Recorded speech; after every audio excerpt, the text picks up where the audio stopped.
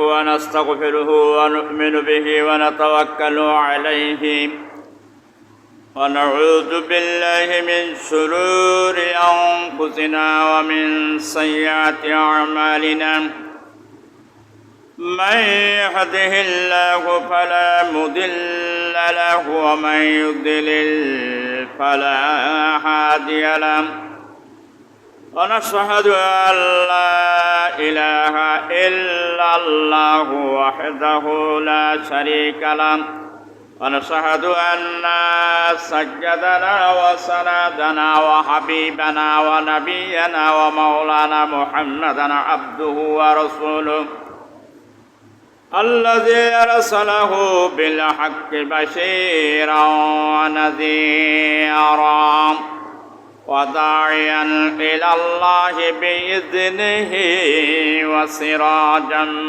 منيرا أعوذ بالله من الشيطان الرجيم بسم الله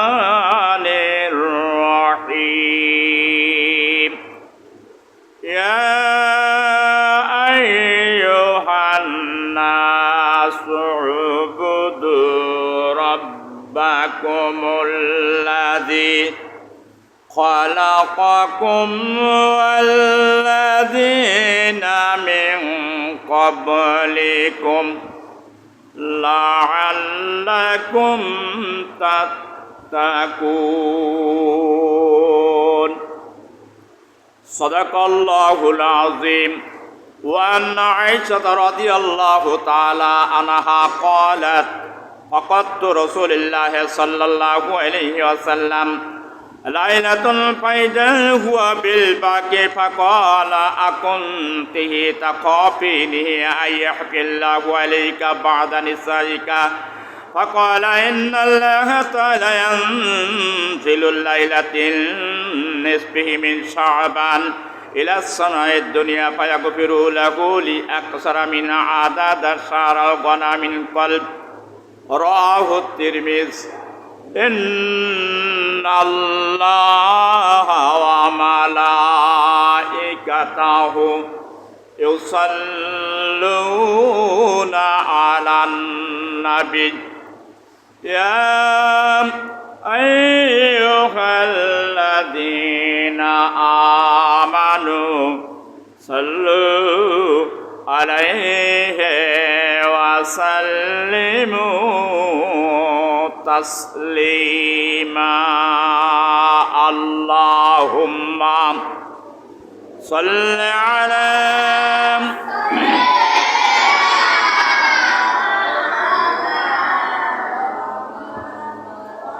وعلى آل سيدنا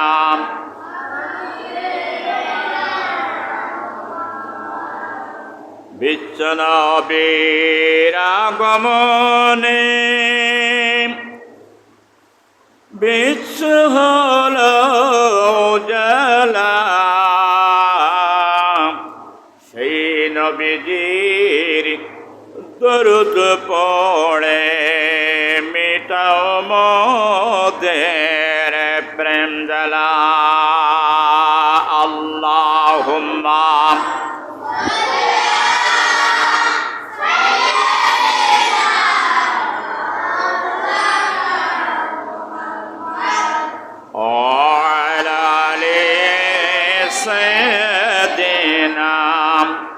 হাবিবেনা মুহাম্মদ নবীর দরুদ পড়েন মোমেন জবান খানি খুলিয়া মোদের দরুদ শুনবেন নবী মদিনাতে শুইয়া আল্লাহুম্মা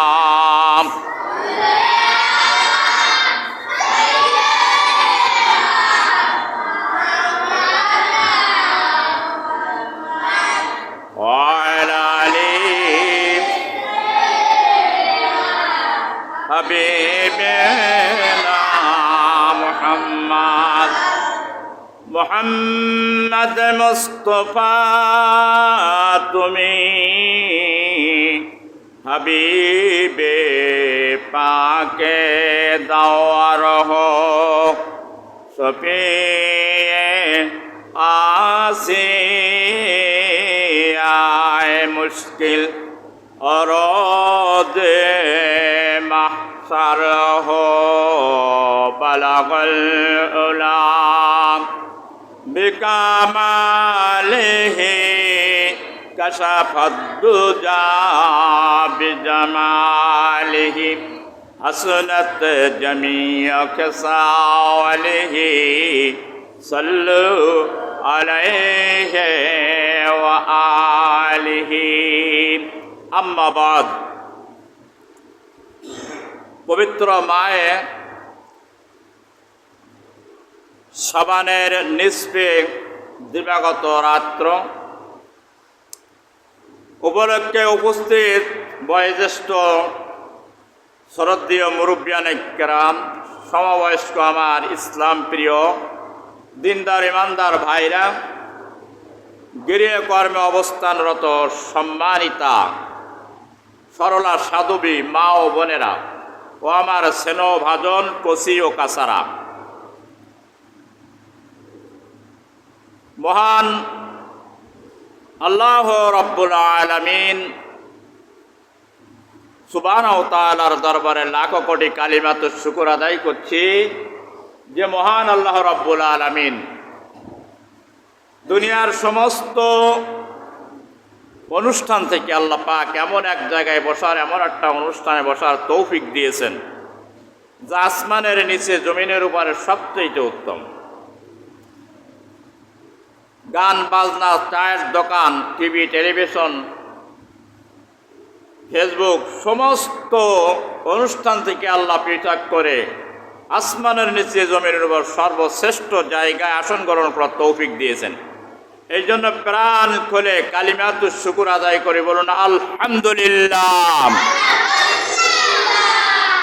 অগণিত দুরুদ ও সালাম, রহমত, কল্যাণ, শান্তি ও মহিমা বর্ষিত হোক সর্বকালের সর্বযুগের মহান নেতা, মানবতার মুক্তির দিশারি, মুক্তির অগ্রদূত সৈয়দুল মাহশার হাবিবে কিরদার মদিনায়ে তাজেদার শাফাতের কান্ডারি তাজেদারে মদিনা বিশ্ব নবী মুহাম্মদুর রাসূলুল্লাহ, সকলে বলুন সাল্লাল্লাহু আলাইহি ওয়াসাল্লামের উপর বর্ষিত।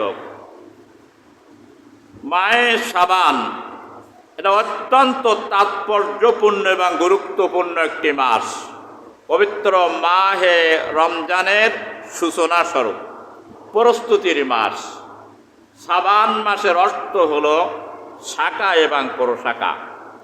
একটা গাছের যেমন শাখা প্রশাখা হয়, আস্তে আস্তে ডালপালা ছাড়তে ছাড়তে অনেক বিশালতা হয়ে যায়। পবিত্র মায়ে শাবান হচ্ছে ঠিক একটি শাখা। এই মাসের ইবাদতগুলো আল্লাহর কাছে অত্যন্ত প্রিয়। বিশ্ব নবী মুহাম্মদুর রাসূলুল্লাহ সাল্লাল্লাহু আলাইহি ওয়াসাল্লাম বলেছেন, এই পবিত্র মায়ে শাবান হচ্ছে আমার মাস, আর মাহে রমজান এটা হলো আল্লাহর মাস। এই মাসের সবচেয়ে বেশি নফল ইবাদত আল্লাহর নবী করতেন, বেশি রোজা তিনি রাখতেন। সহিহ বুখারীর হাদিস, সবচেয়ে নফল রোজা বেশি রাখতেন এই পবিত্র মায়ে শাবানে। তো আল্লাহ রাব্বুল আলামিন এই মাসের এই যে নিসফে শাবান 14 দিবাগত রাত, এটাকে বলা হয় নিসফে শাবানের রাত, অর্থাৎ নিসফে মানে অর্ধেক, আর শাবান মানে শাখা। আর আরবিতে এটাকে বলা হয় লাইলাতুন নিসফ। লাইলা শব্দের অর্থ হলো রাত, আর নিসফ শব্দের অর্থ হলো অর্ধেক। আর ফার্সিতে বলা হয় শবে বরাত, অর্থাৎ ফার্সি শব্দ হলো সব মানে রাত, আর বরাত মানে রজনী, ভাগ্য। এটা রজনী। এই রাত্রের তাৎপর্য অনেক, সহি জয়ীব দুর্বল অনেক 5 হাদিস আমি আপনাদেরকে শোনাবো ইনশাআল্লাহ তাআলা। আল্লাহ সুবহানাহু ওয়া তাআলা পবিত্র কালামে পাকে সূরাতুল বাকারার 21 নম্বর আয়াতে কারিমা আমি তেলাওয়াত করেছি। আল্লাহ পাক বলছেন, ইয়া আইয়ুহান নাসু উবুদু রাব্বাকুমুল্লাযী খালাকাকুম ওয়াল্লাযীনা মিন ক্বাবলিকুম লাআল্লাকুম তাত্তাকুন।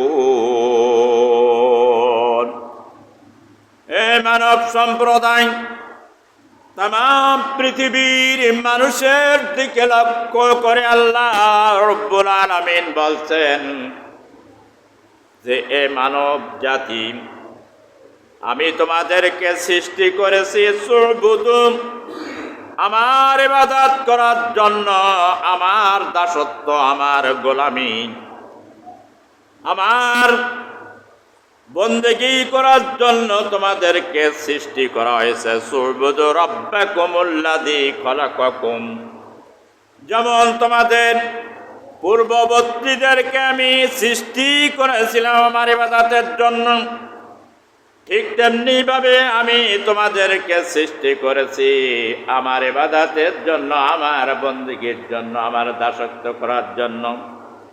লাআল্লাকুম তাত্তাকুন, যাতে করে তোমরা পরেজগারী হতে পারো, তাকওয়া অর্জন করতে পারো, এই জন্য আমি তোমাদেরকে সৃষ্টি করেছি। আমার ভাইরা, আমার বন্ধুরা, আল্লাহর নির্ধারিত ফরজগুলো আদায় করার পরে যদি কোনো বান্দা এবং কোনো বান্দি যদি ঐচ্ছিক ইবাদত, নফল ইবাদতের মাধ্যমে আল্লাহর রেজামন্দি যদি অর্জন করে, বুখারীর হাদিস। আবার আল্লাহ সুবহানাহু ওয়া তাআলা বলেছেন, আমি ওই বান্দার হাত হয়ে যাই, পা হয়ে যাই, ওই বান্দার মুখ হয়ে যাই। বান্দা যখন কোন আরাধনা, কোন প্রার্থনা যখন করে, আমি আল্লাহ রাব্বুল আলামিন সেই প্রার্থনাকে মঞ্জুর না করে পারি না। চিৎকার মেরে বলো সুবহানাল্লাহ।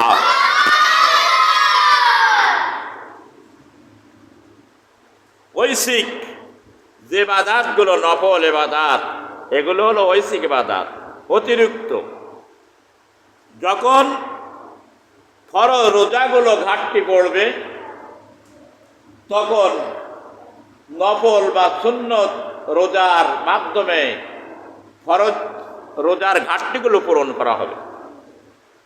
আর ফরজ নামাজের যখন কোনো ঘাটতি হয়ে যাবে, ত্রুটি বিচ্যুতি হবে, তখন তা পূরণ করা হবে নফল ইবাদতের, নফল নামাজের মাধ্যমে।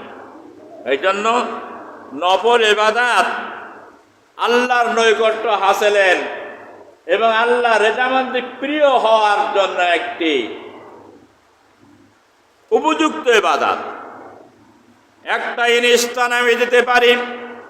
এখন মনে করেন একজন কোন কৃষক বা মানদার নিয়েছে অথবা জোন নিয়েছে 1 ঘন্টা কাজ করার জন্য, তার মজুরি হবে 300 টাকা। এখন ওই মজুরি 1 ঘন্টা কাজ ছাড়া 1.5 ঘন্টা কাজ করেছে বেশি, মালিক খুশি হবে না বেজার হবে? কি বলেন? খুশি হয়ে যাবে, মালিক তারপরে খুশি হয়ে যাবে। এই জন্য আল্লাহ রাব্বুল আলামিনের নির্ধারিত ফরজ এবং ওয়াজিবগুলো আদায় করার পরে কোনো বান্দা, কোনো বান্দি যদি নফল ইবাদতের মাধ্যমে যদি আল্লাহর রেজামন্দি হাসিল করে, আল্লাহ সুবহানাহু ওয়া তাআলা ওই বান্দা এবং বান্দির উপরে খুশি হয়ে যায়। চিৎকার বাড়ি বলা সুবহানাল্লাহ। আজকের রাত সম্পর্কে হযরত আয়েশা সিদ্দিকা রাদিয়াল্লাহু তাআলা হাদিসটা বর্ণনা করেছেন। قال فقدت رسول الله صلى الله عليه وسلم فإذا হুয়া বিল বাকি ফাকালা আকুনতিহি তাকাফানি তাকাফিনাহা ইন আইবাল্লাহু আলাইকা ওয়া রাসূলুহু কুলতু ইয়া রাসূলাল্লাহি ইন্নী জানানতু ইন্নাকা বা'দান নিসাইকা। হযরত আয়েশা সিদ্দিকা রাদিয়াল্লাহু তাআলা আনহা বলেন, এই নিসফে শাবানের রজনীতে বিশ্ব নবী আমার কাছে শয়িত ছিলেন, কিন্তু রাত্র আমি তাকে খুঁজে পাচ্ছিলাম না। আমি মনে করলাম যে তিনি অন্য কোন স্ত্রীর ঘরেতে গিয়েছেন, এই জন্য খোঁজার জন্য বাইরে হলাম। খুঁজতে খুঁজতে আমি দেখলাম জান্নাতুল বাকি নামক কবরস্থানে তিনি ওখানে শহীদানের কবর তিনি জিয়ারত করছেন। আমাকে দেখে বললেন, আয়েশা রে, তুমি কি মনে করেছো বাদান নিসাই আমি কে অন্য কোন আমার স্ত্রীর ঘরে গিয়েছি? নিসা মানে স্ত্রী। হযরত আয়েশা সিদ্দিকা রাদিয়াল্লাহু তাআলা আনহা বলেন যে হ্যাঁ, আমি তো মনে করছিলাম আপনি আপনার কোন স্ত্রীর ঘরে আপনি গিয়েছেন। ফাকালাম ইন্নাল্লাহা তাআলা ইউনাজ্জিলুল লাইলাতান নিসফি মিন শাবান। আল্লাহর নবী বলছেন, ওগো আয়েশা, তুমি কি জানো আজকে কোন রাত? আজকে হলো নিসফে শাবানের রাত, অর্থাৎ শাবানের এই দিবাগত রাত। এই রাত্রতে মহান আল্লাহ রাব্বুল আলামিন ফাকাল ইন্নাল্লাহা তাআলা ইউনাজ্জিলু লাইলাতিল নিসফি মিন শাবান।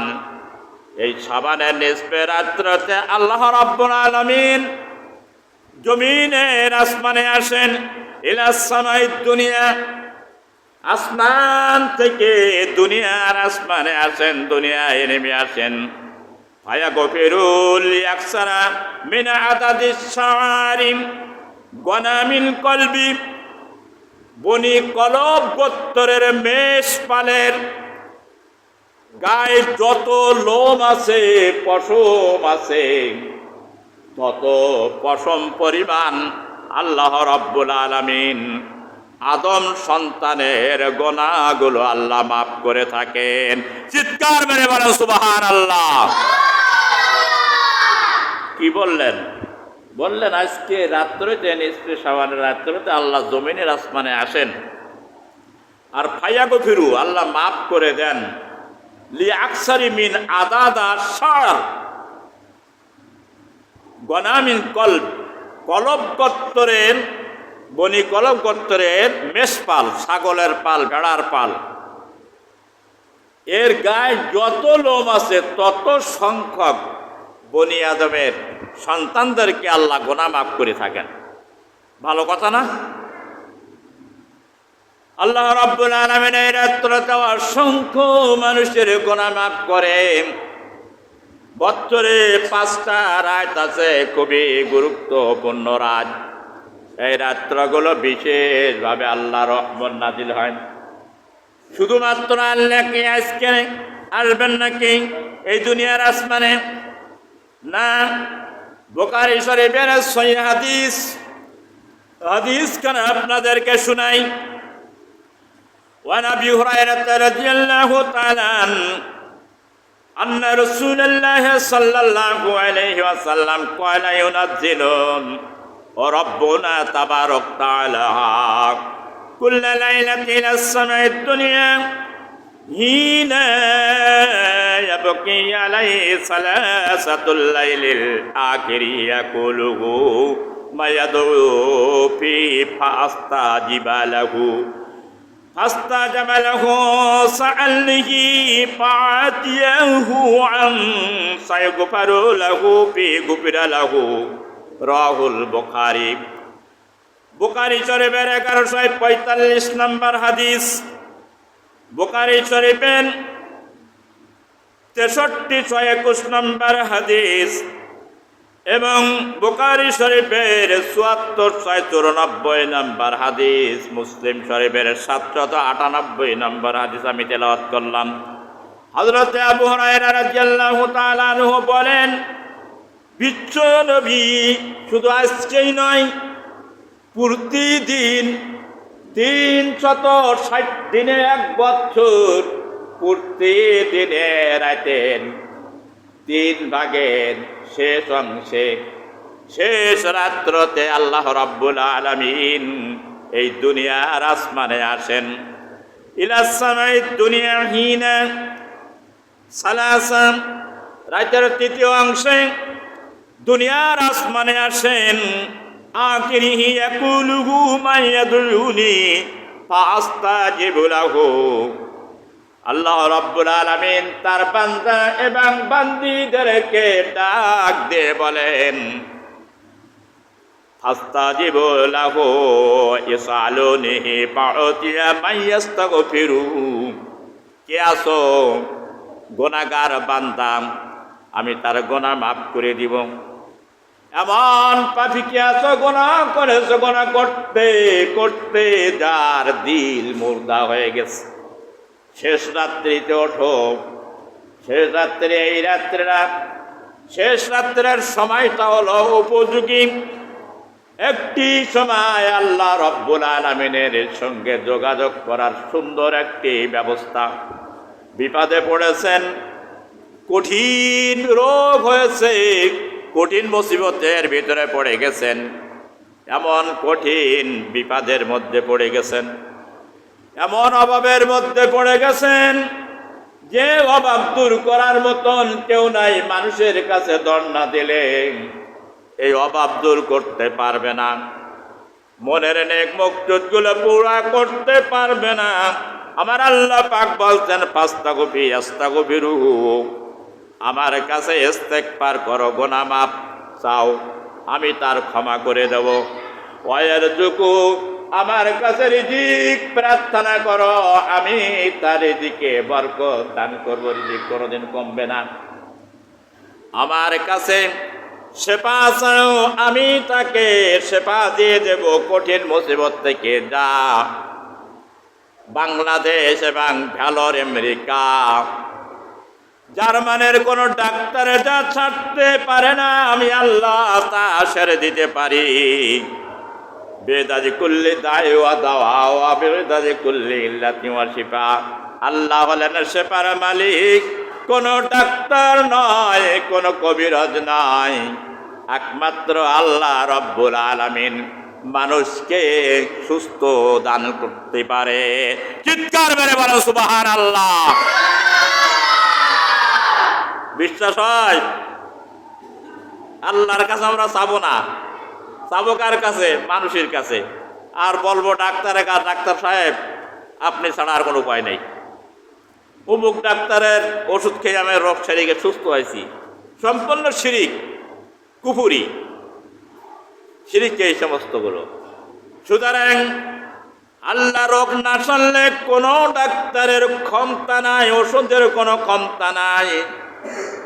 একমাত্র বিপদ দূর করতে পারে, বিপদ দিতে পারে এবং মানুষের সুখ দিতে পারে, শান্তি দিতে পারে একমাত্র আমার আল্লাহ। আল্লাহ শেষ আসমানে এসে বান্দার ডাক দেয়, আর বান্দা ওই সময় কি আরামের ঘুম ঘুমায়, পালঙ্গর পরে শুয়ে কম্বল গায়ে দিয়ে হক্কর হক্কর হক্কর ঘুম দেয়, আর আমার আল্লাহ ডাকতে থাকে।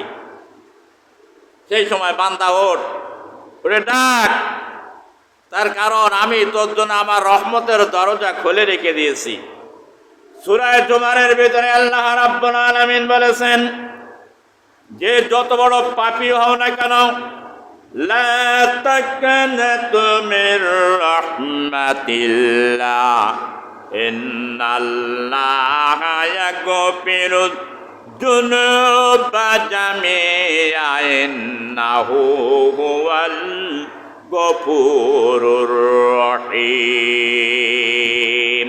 লা তাকনাতু মির রাহমাতিল্লাহ, আমার রহমত থেকে নিরাশ হও না, মাহরুম হও না, যত বড় পাপী হও না কেন, তার কারণ আমার রহমতের দ্বার খোলা, উন্মুক্ত। কাট্টা কাফেরেরা যদি গুনাহ করার পরে আল্লাহর কাছে যদি অনুশোচনা করে, অনুতপ্ত হয়, আত্মসমর্পণ করে। আল্লাযীনা ইযা ফাআলু ফাহিশাতান আও যালামু আনফুসাহুম ফাস্তাগফিরু লিযুনুবিহিম ওয়া মান ইয়াগফিরুয যুনুবা ইল্লাল্লাহ।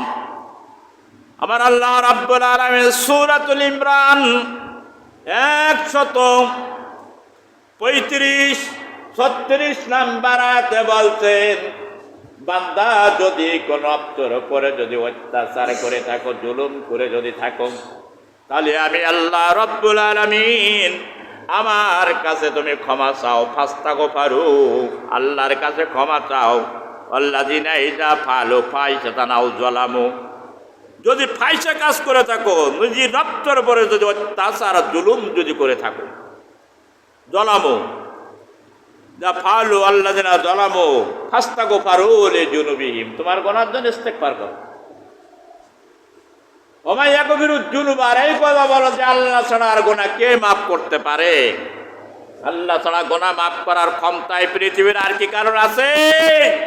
না, কারণ নাই। সুতরাং আমার আল্লাহ বান্দাকে কত ভালোবাসে, এইরকম কিন্তু মায়ে বাসে না, পিতাই কিন্তু ভালোবাসে না, বন্ধু বান্ধব স্ত্রী সন্তান আদি কিন্তু এত ভালোবাসে না।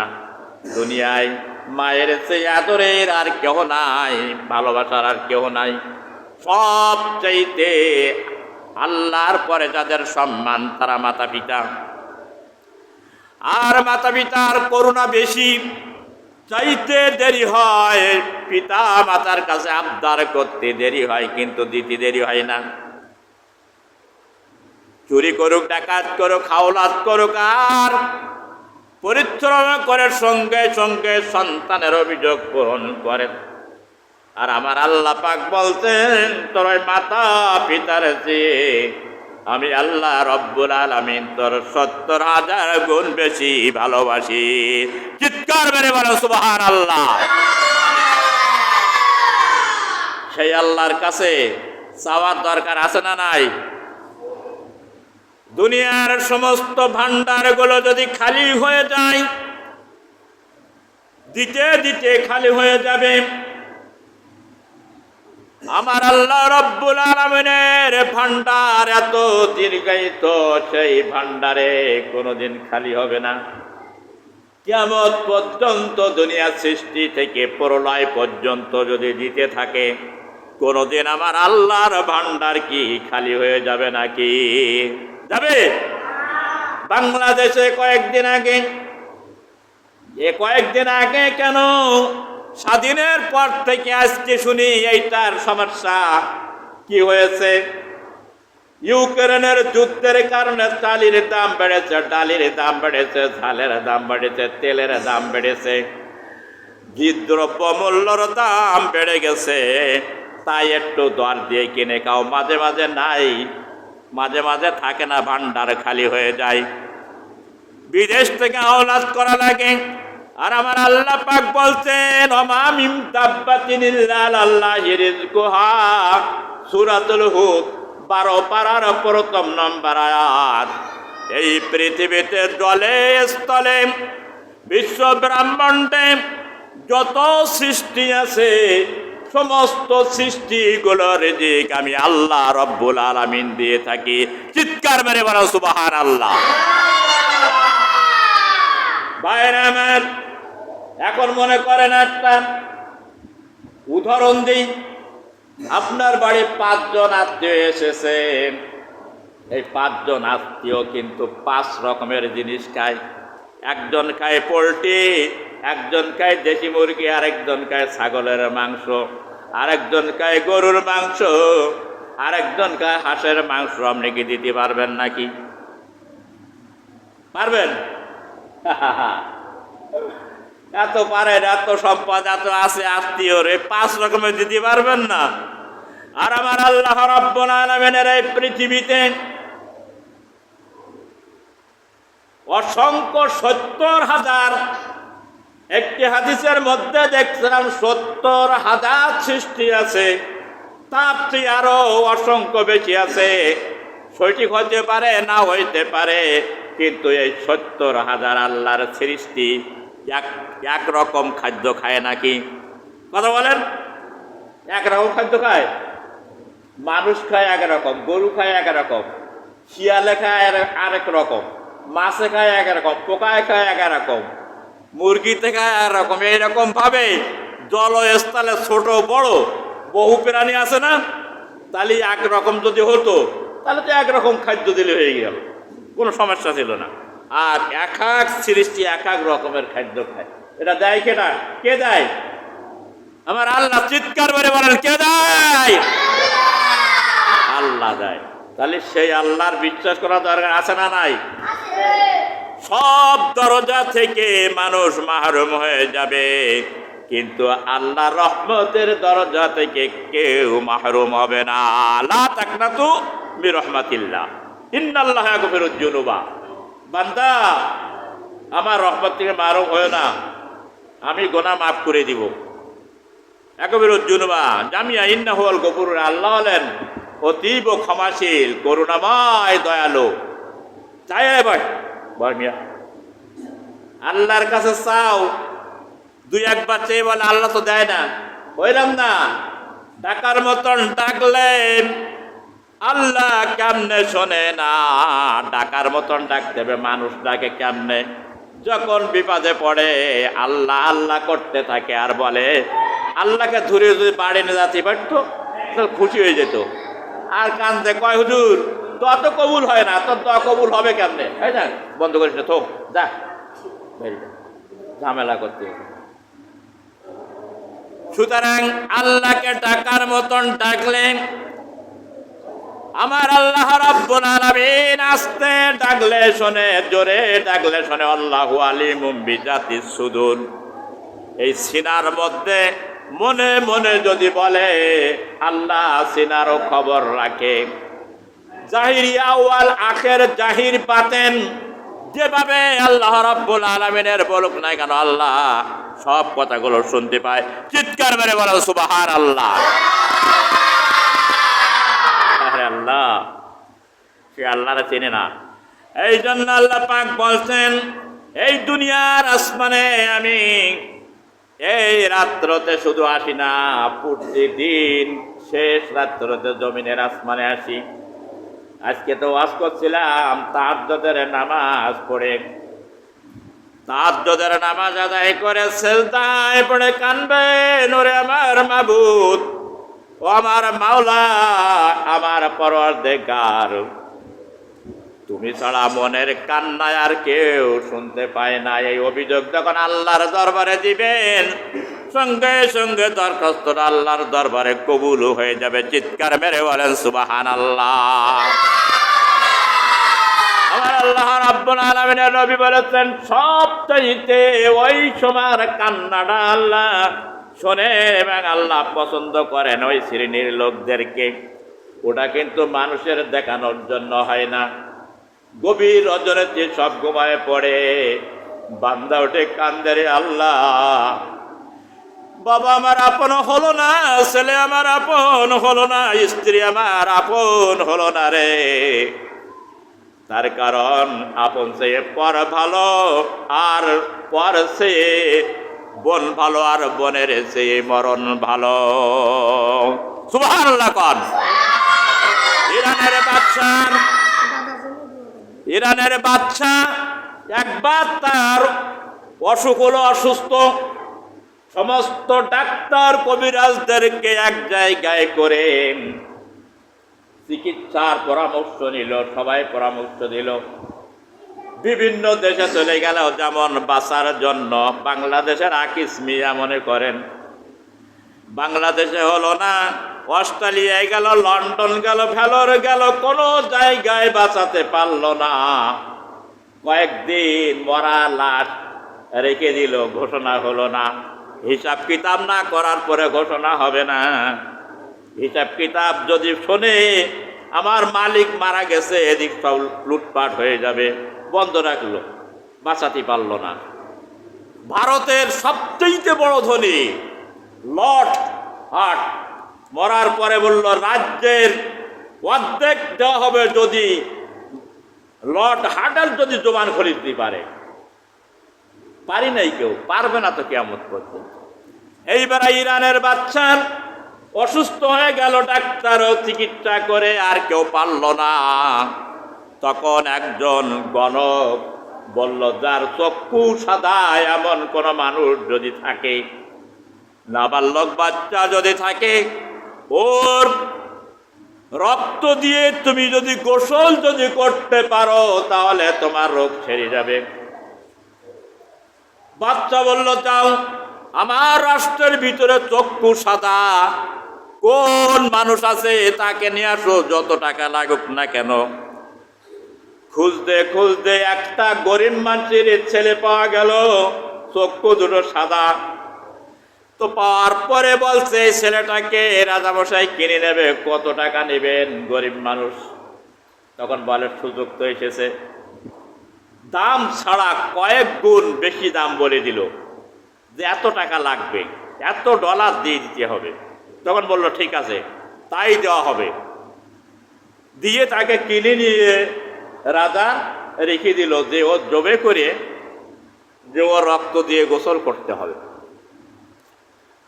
নির্ধারিত দিনে জাল্লাদকে বলল যে ওই ছেলেটাকে বাইর করে নিয়ে আসো। বাইর করে নিয়ে আসার পরে জাল্লাদকে বলল, ওকে জবে করে রক্ত বাইর করে ওই রক্ত দাও, আমি ওই রক্ত দিয়ে গোসল কর, দিলে আমার রোগ ছেড়ে যাবে। এইবার ওই সন্তানটা বলে, জাল্লাদ একটু থামো, কিছু সময়ের জন্য আমার একটু সময় দাও। তো আকাশের দিকে তাকাইয়ে তাকাইয়ে অবচারে চোখের পানি গোড়ায় গোড়ায় পড়ে আর কান্দে। আল্লাহর কাছে অভিযোগ করে, মাবুদ রে, তোমার মতন দরদের আর এই পৃথিবীতে আসমানের নিচে জমিনের উপরে আর কেউ নাই।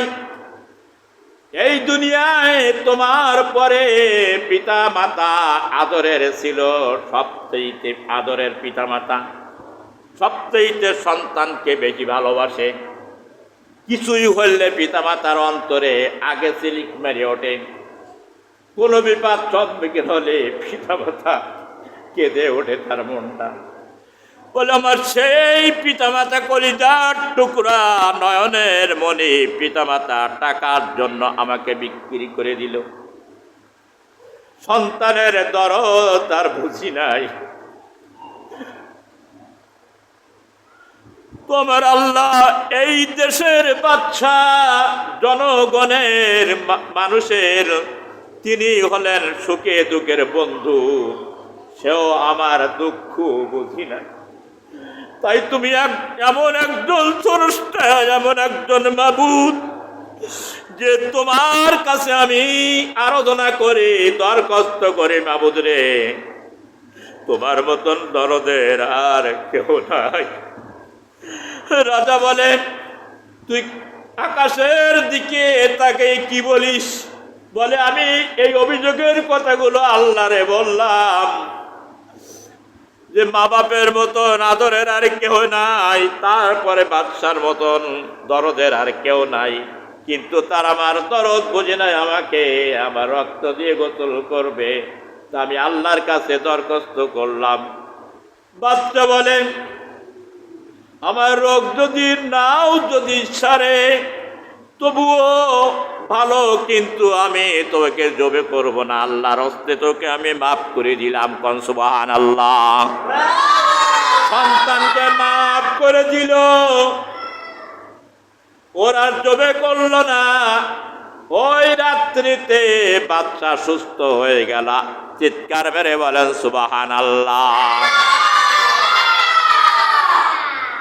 ভাইরা, শুধু এই দৃষ্টান্ত নয়, বাংলাদেশের একটি মহিলা পেটের দায় অভাবের দায় সৌদি আরবে গিয়েছে। একটা বাচ্চা মাত্র 3 মাসের, এই 3 মাসের বাচ্চাটা রেখে গেছে, বুকের দুধ খায়, কিন্তু বিদেশে গিয়েছে। ওই সৌদি আরবে যেয়ে এক বুড়ি তারও কেউ নাই, তার অটাল সম্পদ ওই বুড়ির বাড়ি কাজের একজন বুয়া হিসাবে সে নিয়োগ পেয়েছে। বুড়ির আবার ক্যান্সার হয়েছে, কিন্তু ওই বুড়ির খেদমত করেন। আর বুকের দুধের যখন চাপ হয়ে যায় তখন ওই টয়লেটে যেয়ে দুধগুলো গেলে আসে। তার কারণ বাচ্চার মা যারা, তাদের দুধের চাপ হয় না, দুধ যদি না খায় বা চাপ হয় না হয়, তখন কি করবে, ওই দুধগুলো টয়লেটে যেয়ে ছেড়ে আসে। প্রতিদিন এরকম করে। তো ওই বুড়ি একদিন দেখলো যে টয়লেটের ভিতরে দুধ আসে কোথার থেকে। তখন ওই বলছে, মানুষ তোমরা দুইটা। তখন কাজের বুয়া ওকে ডাক দিয়ে বলছে, তুই কি টয়লেটের মধ্যে দুধ ঝাড়িস? তো প্রথম পর্যায়ের শিকার নয়, দ্বিতীয় পর্যায়ের শিকার হলো যে হ্যাঁ। বলছে কারণ, বলছে আমার একটা বাচ্চা আছে বাংলাদেশে, 3 মাস বয়স, আমি তাকে রেখে আমার পেটের দায়, অর্থের অভাবে আমি সৌদিতে এসেছি। বুড়ি বুঝতে পারলাম যে অভাবের পেটের দায় এসেছে, ওর অনেকগুলো সৌদির হাল দিয়ে বলল, যা তোকে বাংলাদেশে পাঠাই দিলাম, তোর বাচ্চার তুই সেবা যত্ন করবি, যা, তোর এখানে থাকার কোনো দরকার নাই। আসতে কয়েকদিন দেরি হলো, হওয়ার পরে সে বাংলাদেশে চলে আসলো। আল্লাহর কি মহিমা, আল্লাহর কি কুদরত, ক্যান্সার রোগ কিন্তু কোনোদিন সারে নাই। বাংলাদেশ বিশ্বে যদি চিকিৎসা করা হয় ক্যান্সারের রোগী কিন্তু সারবে না। পটুয়াপাড়া ডাক্তার আলতাফ ছিল, বহু টাকা খরচ করেছে, শুধু ওই নাই, আরো অনেক কিছু এই বাংলাদেশের ইনস্টান। কোনো ক্যান্সার হলে কিন্তু সারে না। আমার আল্লাহ যদি সেরে দেয়, কারোর কি কোনো ক্ষমতা আছে নাকি থাকার? আল্লাহর কি কুদরতের মহিমা দোষ মেরে উঠেছে। ওই বুড়ির ক্যান্সার রোগ কিন্তু এই দয়া, এই অনুগ্রহ করার কারণে ক্যান্সার রোগটা সেরে গেল। চিৎকার মেরে বলেন সুবহানাল্লাহ। আল্লাহ পারে না এমন কোনো কাজ আছে নাই? আছে, কিন্তু আমরা বিশ্বাস করিনি। এই জন্য আমার আল্লাহ বলেন, আমার কাছে চাও, আমি মানুষের সমস্ত অভিযোগ পূরণকারী, পাপী ও তাপী গুনাহগার সকলের জন্য আমি আল্লাহ। আরেকটা ওয়াকিয়ার কথা কি বলবো, আর শখের কথা বলবো।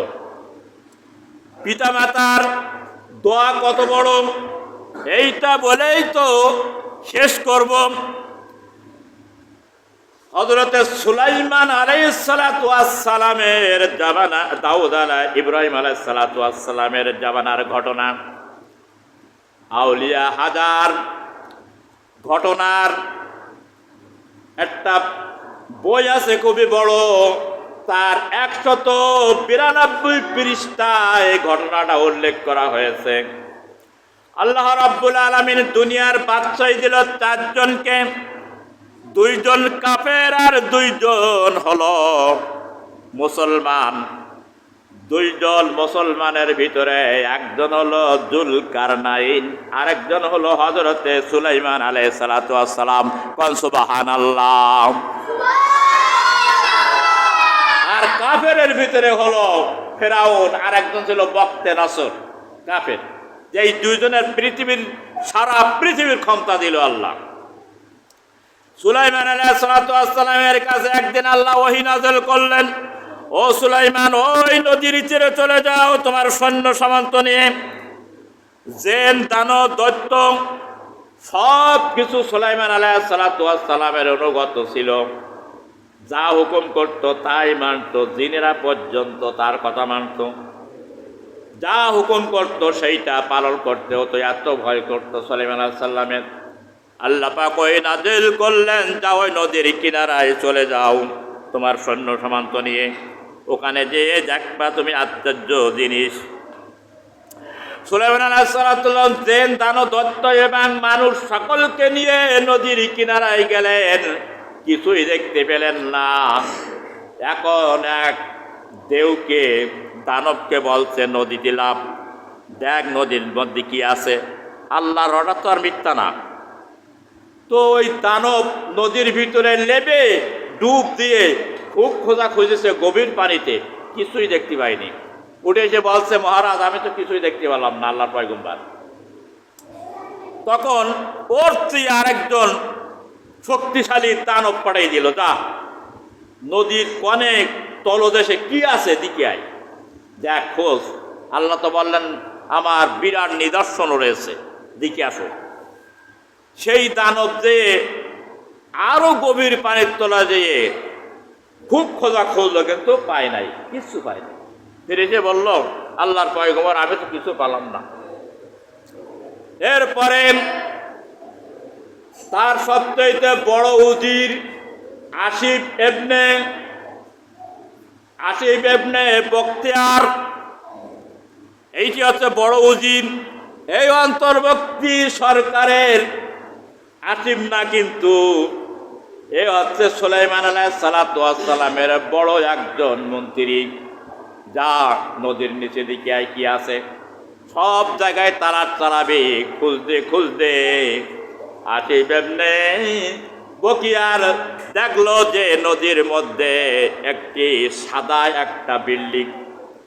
ওই বিল্ডিংটা উঠাইয়ে নিয়ে উপরে চলে আসছে।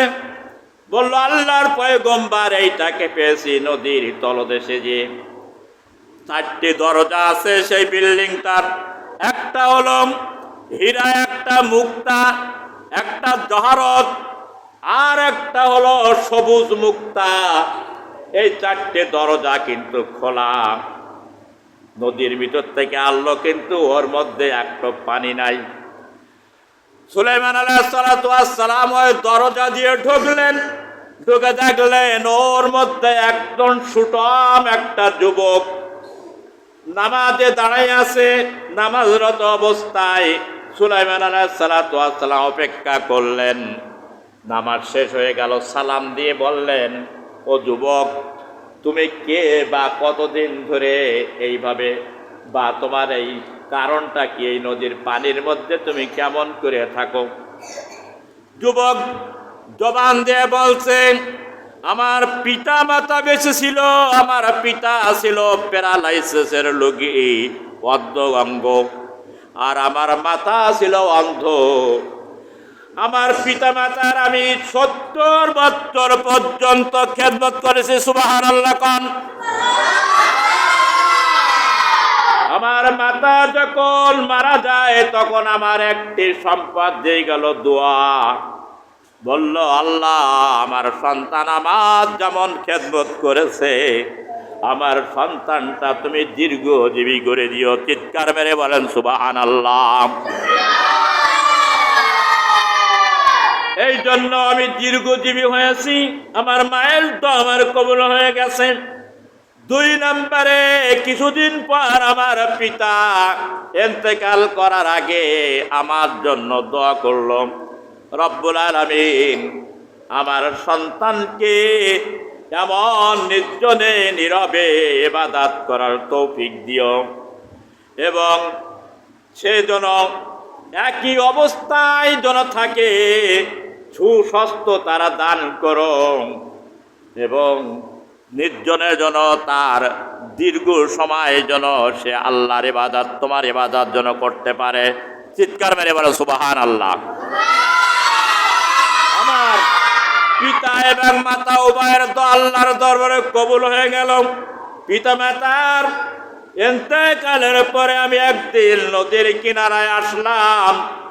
একজন ফেরেশতা আমাকে নিয়ে একটি সাদা ঘর নদীর মধ্যে থেকে উঠে আসলো, বিল্ডিং। সেই ঘরের ভিতরে ফেরেশতা আমাকে প্রবেশ করালো এবং ওইটাই নিয়ে নদীর গভীর তলদেশে চলে গেল। চিৎকার মেরে বলেন সুবহানাল্লাহ। সেই অবধি আমি এই নদীর তলদেশে আমি আল্লাহর ইবাদত করি। তো বলছে, কতদিন তুমি আল্লাহর ইবাদত, তুমি কোন জামানার লোক? বলছে, আমি হযরত ইব্রাহিম আলাইহিস সালাতু ওয়াস সালামের জামানার লোক। তো সুলাইমান আলাইহিস সালাতু ওয়াস সালাম হিসাব করলেন যে ইব্রাহিম আলাইহিস সালাতু ওয়াস সালামের জামানার থেকে আমার জামানা পর্যন্ত 2000 বছর। সুবহানাল্লাহ কোন। এই 2000 বছর পর্যন্ত যুবক পানির মধ্যে নির্জনে দরজা খোলা অবস্থায় সমুদ্রের পানি, নদীর পানি তার ভিতরে প্রবেশ করে না।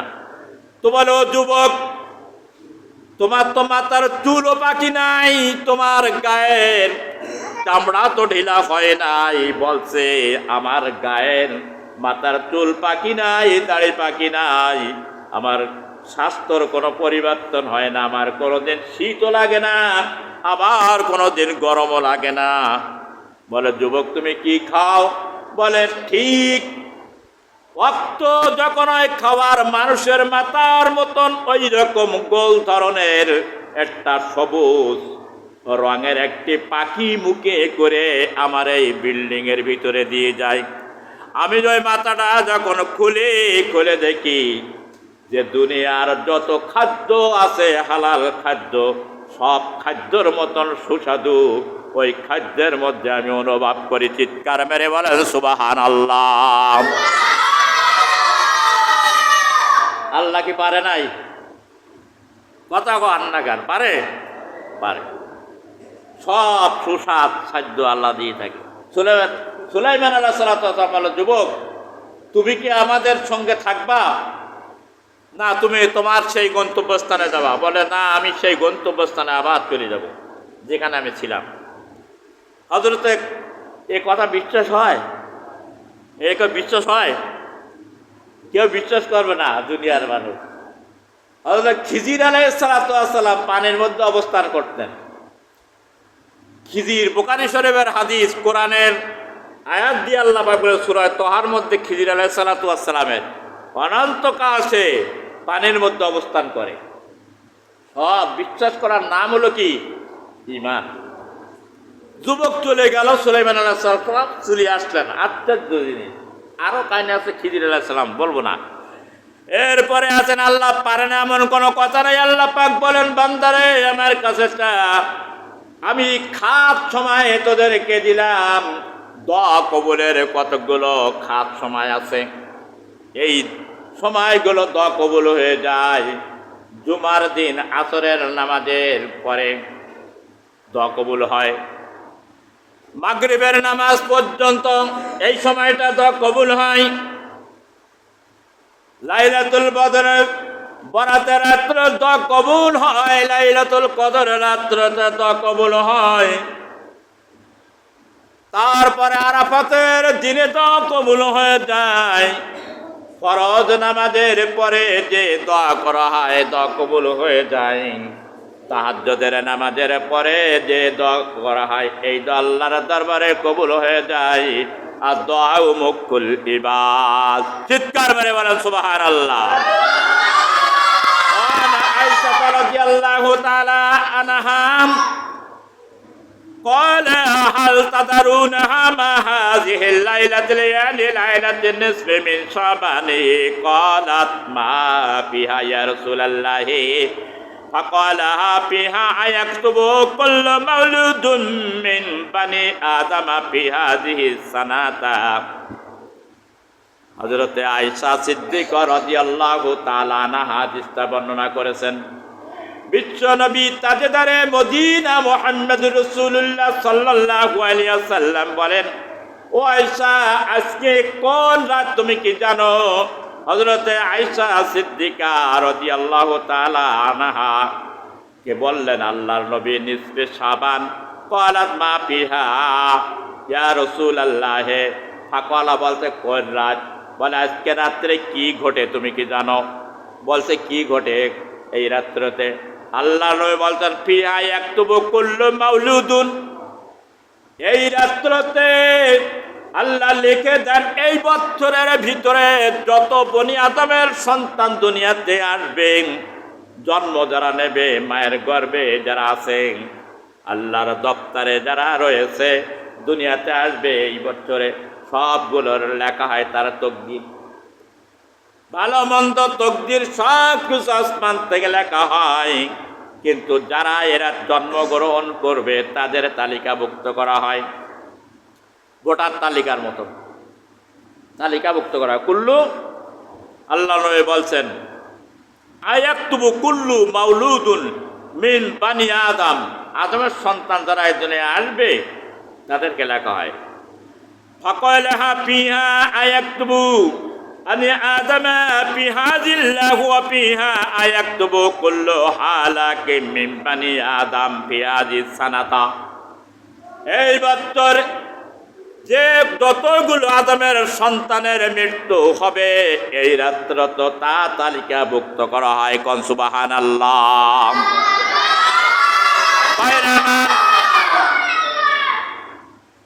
চতুর্থ আসমানে অথবা সপ্তম আসমানে একটি গাছ আছে, এই গাছটার নাম হলো, অনেক সময় বলা হয় শাজারাতুল ইয়াকিন, অনেক সময় এর নামকরণ করা হয় তোতা গাছ। এর যতগুলো পাতা আছে প্রত্যেকটা পাতায় পৃথিবীতে যত মানুষ জিন ইনসান আছে সবার নাম সেই পাতায় লেখা আছে। 40 দিন যখন মৃত্যুর বাকি থাকে, আপনি দুনিয়ার কাজে ব্যস্ত, ব্যবসা বাণিজ্যিক বিভিন্ন আশা আকাঙ্ক্ষা কাম করল মোহ, এই কাজে ব্যস্ত। 40 দিন বাকি থাকতে ওই গাছের পাতাটা ধরে আজরাইল আলাইহিস সালাতু ওয়াস সালামের সামনে পড়ে টেবিলে। তখন ওই ডায়েরিতে লিখে নেওয়া হয় ওই ব্যক্তির মৃত্যু অমুক দিন।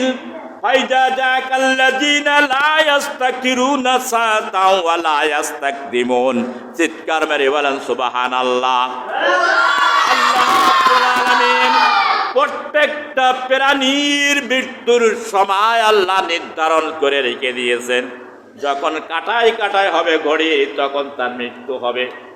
ডায়েরিতে জিবরাইল আজরাইল লিখে নেন, আল্লাহর দপ্তর থেকে তা লেখা হয়ে যায় ওই ব্যক্তির মৃত্যু অমুক দিন অমুক সময় অমুক টাইমে অমুক ওসিলায় তার মৃত্যু হবে।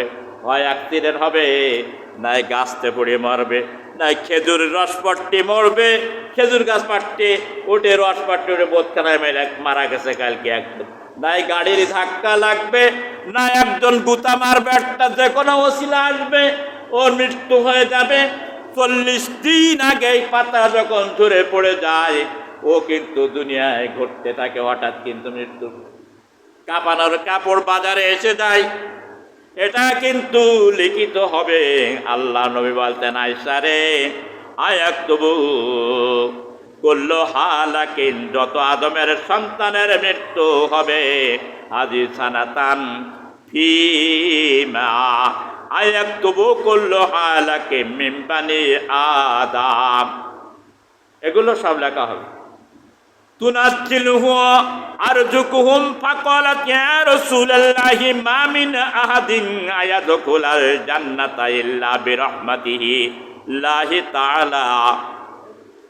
আল্লাহ রাব্বুল আলামিনের নবী বলছেন, আয়েশা আয়েশা আজকে আর কি ঘটে তুমি কি জানো? বলতে হ্যাঁ, এই রাত্রিতে 1 বছরের জন্য বাজেট হয়, কে কত রিজিক পাবে। রিজিক তো আল্লাহ তরফে বাজেট হয়ে আছে, তাহলে বার্ষিক একটা বাজেট আছে না? বাংলাদেশ সরকার প্রত্যেক বছর একটা বাজেট করে না, যে এই বছরের জন্য এই বাজেট পেশ করা হলো। আল্লাহ রাব্বুল আলামিনের ফেরেশতারা বাজেট পেশ করে, ফেরেশতার মাধ্যমে মানুষের রিজিক আল্লাহ পৌঁছায় দেয়। তো এই রাত্রিতে আল্লাহ পাক যদি কেউ আল্লাহর কাছে রিজিক চায়, আল্লাহ তার রিজিককে বৃদ্ধি করে দেবেন। আদামা ইউনাজ্জিলু মিন লাবিল হাযা ফীমা তুনাজ্জিলু আরযুকুহুম ফাকালাত ইয়া রাসূলুল্লাহি মান আহাদাম। আর কি ঘটে এই রাত্রিতে? ইয়াদখুলুহুল জান্নাহ ইল্লা বিরহমাতিহি। বলছে এই রাত্রিতে আল্লাহ রাব্বুল আলামিন কতগুলো মানুষ দিনদার জান্নাতি আল্লাহ তাও লেখে। এই বছর যারা মৃত্যুবরণ করে, মৃত্যু যার হবে আল্লাহর দপ্তরে লেখা, ফেরেশতারা লেখে। কিরামান আর কাতিবিন যখন আছে তারা তো লিখতেই থাকবে।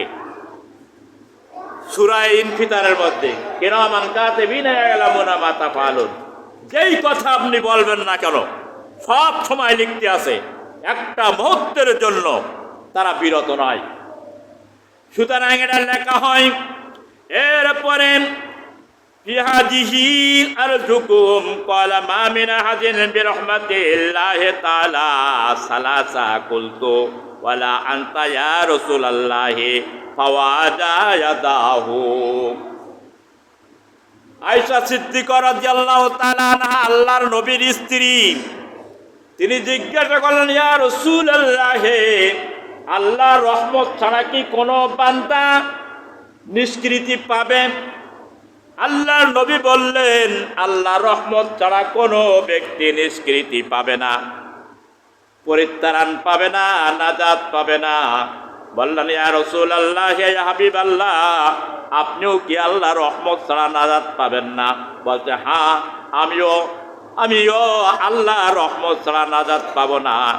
তিনবার জিজ্ঞাসা করে, ইল্লা মিন সালাসান, তিনবার নবীজি বললেন, মাথায় হাত রেখে বললেন, আমি নবীও আল্লাহর রহমত ছাড়া নাজাত আমি পাবো না। চিৎকার মেরে বলেন সুবহানাল্লাহ। কোন আশায় বসে আছেন? টুকটাক একটু ইবাদত করে, টুকটাক একটু 2 ওয়াক্ত নামাজ আদায় করে মনে করেন অনেক কিছু করে ফেলেছি, অনেক কিছু করে ফেলেছি, তেমন নাজাত হয়ে যাবে। অত সস্তা মনে করবেন না। একজন ব্যক্তি 500 বছর একাধারে ইবাদত করেছে, নিটুর ইবাদত, তার ভিতরে কোনো ত্রুটি নাই। 500 বছর ইবাদত দৃষ্টান্ত পেশ করা হচ্ছে। এই 500 বছর ইবাদত করেছে, মনে মনে গর্ব করেছে, এই ইবাদত দিয়ে আল্লাহর জান্নাতে চলে যাব, আল্লাহর রহমতের তোয়াক্কা করি নাই। আল্লাহ দৃষ্টান্ত পেশ করছে, ওই ব্যক্তি জান্নাত এবং জাহান্নামের আল্লাহর দরবারে উপস্থিত করে ব্যক্তিকে জিজ্ঞাসা করে, ও বান্দা, তুমি কি জান্নাতে যাবা না জাহান্নামে যাবা? বলে, আমি তো জান্নাতে যাব। বলে, তোমার কি আছে জান্নাতে যাওয়ার জন্য? বলে, আমার 500 বছরের ইবাদত আছে। 4 টুকুনি ব্যাপার না, আপনি আমি তো 60-70 বার 50 বছর বাঁচি, তো আর 500 বছর ইবাদত করেছি, জান্নাতে যাব না মানে? আল্লাহ বলে, তাই তো? হ্যাঁ। ফেরেশতাকে ডাক দিয়ে বলল, ও ফেরেশতা, একে জাহান্নাম এবং জান্নাতের মাঝখানে দাঁড় করায় দাও, এবং জান্নাতের যে লুহু হাওয়া আগুনের পাশে দাঁড়াইলে তাপ লাগে না? লাগে না? কতক্ষণ লাগে? এখন ওই জাহান্নামের লুহু এসে এমন তাপ তার লাগছে, তার কলিজা শুকিয়ে অষ্টগত হয়ে যাচ্ছে, এমন অষ্টগত হয়ে যাচ্ছে। একজন ফেরেশতা আশেপাশে 1 গ্লাস পানি নিয়ে ঘুরছে, ফেরেশতাকে ডাক দিয়ে বলছে, ও আল্লাহর ফেরেশতা, আমার কাছে আসো, তোমার গ্লাসে কি? বলে, আমার গ্লাসের মধ্যে হলো পানি। বলে, ওই পানিটা আমাকে দাও, আমার কলিজা কাবাব হয়ে যাচ্ছে পানির তৃষ্ণায়। ফেরেশতা বলছে, হ্যাঁ দিতে পারি, কিন্তু এর মূল্য দেওয়া লাগবে 500 বছরের ইবাদত। আল্লাহর বান্দা বলছে, হ্যাঁ 500 বছরের ইবাদত আমার আছে, আমি দিয়ে দেব, পানি দাও, জীবন আগে বাঁচুক। হ্যাঁ, তখন ওই 1 গ্লাস পানি খেয়ে নিল, 500 বছরের ইবাদত দিয়ে দিল, পানির তৃষ্ণা মরে গেল, নিবারণ হয়ে গেল। আল্লাহ পাক বান্দাকে ডাক দিয়ে বলে, বান্দারে এদিকে আয়, কিভাবে বেহেশতে যাবি? তোর ইবাদত কই? বলে, আল্লাহ 1 গ্লাস পানির বিনিময়ে 500 বছরের ইবাদত দিয়ে দিয়েছি। বলে, ও বান্দারে, 1 গ্লাস পানির বিনিময়ে যদি 500 বছরের ইবাদত দেওয়া লাগে, তাহলে দুনিয়ার ভিতরে যে তোর হায়াত দিয়েছি, এর মধ্যে কত হাজার গ্লাস পানি তুই খেয়েছিস? অন্য নিয়ামতের কথা বাদ দিলাম, বল তাহলে সেই পানির মূল্য কত হতে পারে? সুবহানাল্লাহ। আল্লাহর নিয়ামত খাই, পানির অপর নাম জীবন। আল্লাহ পাক বলতে, বান্দা ইবাদত দিয়ে তো বেহেশতে যাবা, তাহলে 500 বছরের ইবাদত দিলে 1 গ্লাস পানির বিনিময়, তাহলে আমি যে এতগুলো পানি দুনিয়া খাওয়ানো, অসংখ্য গ্লাস পানি, তার দাম কই? আর অন্য নিয়ামত বাদ দিলাম। কারেন্টের বিল দিতে হয় 1 মাস ব্যবহার করলে 2000, 3000, 500, 200, 300 সর্বশেষ। আর আল্লাহর এই যে কারেন্টের বিল দিতে হয় নাকি? কথা কয় না কেন? কথা বল, বিল দিতে হয়, বিল দেওয়া লাগবে। 360টি জোড়া আছে মানুষের দেহের মধ্যে। কয় জোড়া? কথা বলে না। 360 জোড়া। প্রত্যেকটা সৎকা দেওয়া লাগে, বিল দেওয়া লাগে। কি সৎকা দেবেন আপনি? রাস্তা থেকে যদি আপনি কোনো ময়লা আবর্জনা যদি দূর করেন তাহলে 360 জোড়ার এই সৎকা আদায় হয়ে যাবে। এশারাকের নামাজ যদি আদায় করেন ফজরের নামাজের পরে 23 মিনিট পর 360 জোড়ার সৎকা আদায় হয়ে যাবে। চাষের নামাজ যদি আদায় করেন তাহলে এই 360টি জোড়ার সৎকা আদায় হয়ে